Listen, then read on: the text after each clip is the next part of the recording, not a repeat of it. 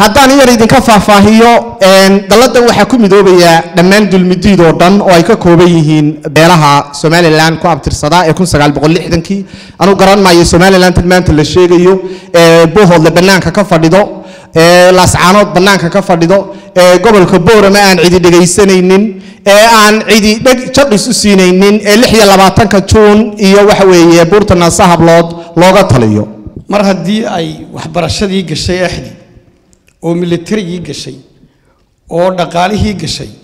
oo waxda gobolada degmooyinkii gashay oo meel walba ay gashay oo aan garowshii jirin oo intaas oo shir la qabtay intaas oo shir oo ka daaya dhaxal noqotay ma soconaysa marka waxay noqonaysaa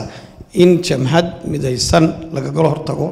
waxaan marka wadda ka dhacayeen wax laga qabto kullana meel walba wax laga bilaabaa marka waxaan oran lahaa dadka dulmidiidkii ha soo taageeraan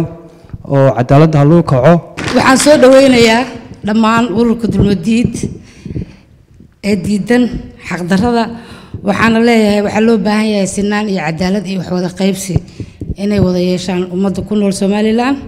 gobolada waqooyi dulmidiid oo sinaan iyo cadaalad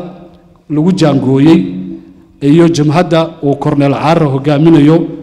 waa mid sida iftiinka aan oran karaya cadceeda iminka mud u soo tiri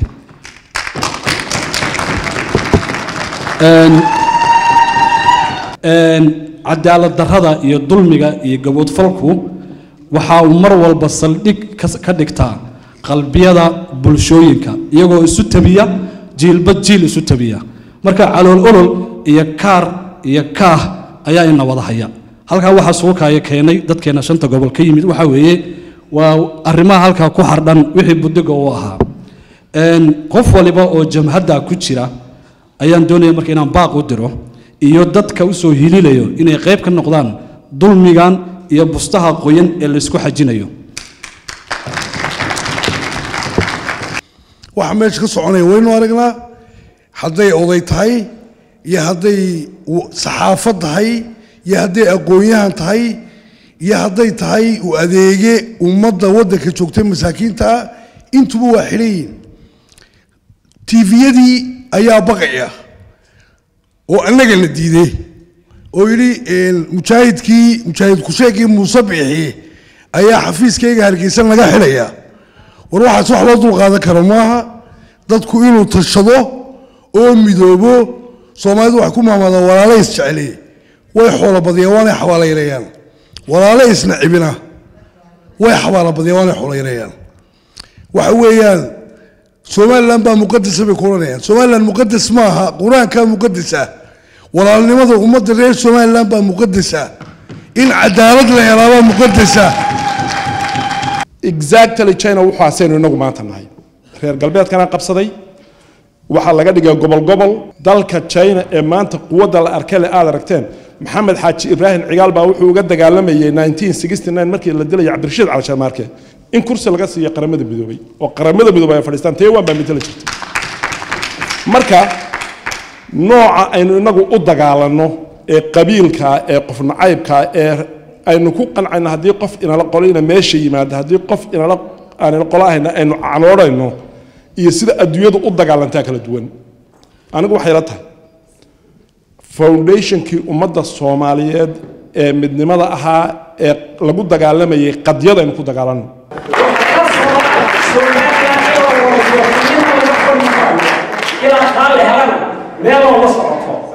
من وين بدي سيطلع من وين ما كان عندنا هوا ما كان عندنا هوا ما كان واحد حق له هذا صور عسل سادية يا خانا صدق صنع تانو أنا قايلين إنه هانتي غير صول عضامة لكن ما أنت الحمد لله وحنا رجعنا ضدك إني أنا جمو يعني ضدك كلام دم إني سوكرتي إن شاء الله دول مدينة وحلايا هاي إنه هدينا دول يعني ديدي عدالة يسنان بينه بلنا وحين ماشي السجون إنه ودنا كان نمط كهلو عدالة كهلو أقوم كهلو ضدنا كهلو دول كان نسيان وقلنا قلنا هين خشاريات دبده شوكتا iyo waddankii si uu hagaagi lahaa jabhadda waanu taageersannahay waxay leedahay garab siyaasi ah iyo garab ciidan ah iyo garab taageerayaal intaba lana gaban mayno taageeradayada iyo buhoodaanu tegaynaa baran baanu tegaynaa hargeysaanu tegaynaa jumcaanu tegaynaa jumla kala gaban mayno labada askariya dalka haystana waxay garanayaan annaga garanayna ciidan hubaysan ma yaqaanaan ciidan hubaysan baa lagu bedeli karaa musabixi wuxuu ka mid ahaa jabhadihii la dagaalamay Soomaaliya isagoo waliba markaas lahaa dulmi iyo dhibaatan loo geysanaya maanta waxay la soconaa dhibaatada ka jirta Soomaaliland ama waqooyiga Soomaaliya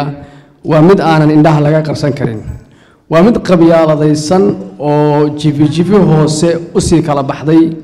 waxaan ka warqabnaa in si gooniya loo bartilmaameysanayo beelo ka mid ah beelaha reer Soomaaliland waxaan la wada soconaa dhammaanteenba inta badan dadka la xidho inay hal beel ka soo jeedaan oo waliba lagu xidho wax aanan de aqliga bini aadamku aysan ahayn waxa dadkaas ka mid ah wali dulmiga ku xiran sidii la sheegay coldoon dulmi baa lagu xiray waxa ka mid ahaa wiil dhalinyaro ah oo isaguna dharka calanka Soomaaliya ku soo libisay oo la xidhay qaar badan baa waxa ugu dhacday war Soomaaliland maxaad oo dhawidi aniga ala Soomaaliland haddana Soomaali ku turjumana waa dhulkii Soomaaliyeed dad badan baa igu qabsada waxa dhaam maxaad taada dhulka Soomaaliyeed laakiin waxaan ku dhaanu Englishta kuma hadlo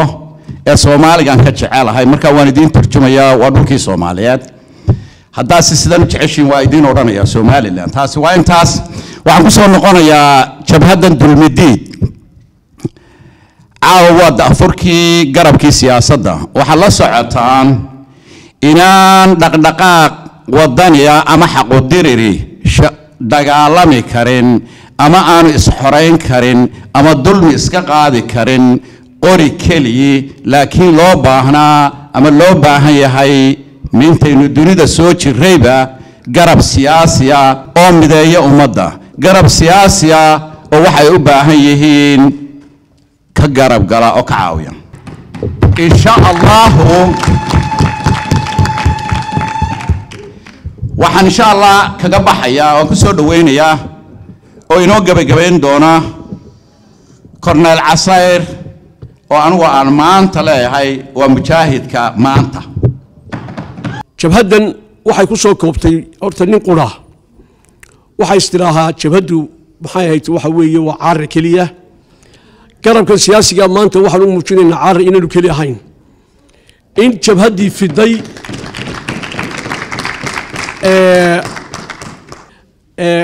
ku fiday caalamkii oo dhan caar wuxuu ku noqday runtii nightmare waxa la yiraahdo ayuu ku noqday waa haliyay weyn waxay ka doonayeen inay ka dhigaan dambiile oo dambiile imika ay uga dhigayaan dambi keliya inuu dulmiga ka gilgishay dibadna u baxay waxa ay maxay ahayd SNM Ethiopia ayay ka soo bilowday Ethiopia waxa loo arkayay beriga inay tahay cadawga koowaad ee Soomaalida haddana dantii markii ay noqotay in ay ku kaliftay inay dabad ka soo samayso waxay noqotay danteeda inay bahli ka raacdo oo dadka interest u baahaya isu keena halka waa ka soo halgantay waa ka timi waana ku guuleystay markii dambe himilooyinkeedii ay lahayd SSDF baacanka ahayd SBM baacanka ahayd jabhado oo dhan waxay markii hore ka soo bilaabay bahalkii dibadda gudihiina marka dambe ayay bahalkii dib isugu habeeyeen marka maxay ahayto la yaabi maayo nin maxay ahayto dulmi diiday inuu dibadda u baxo inuu halkaa isku soo habeeyo gudahana marka dambe ku soo noqdo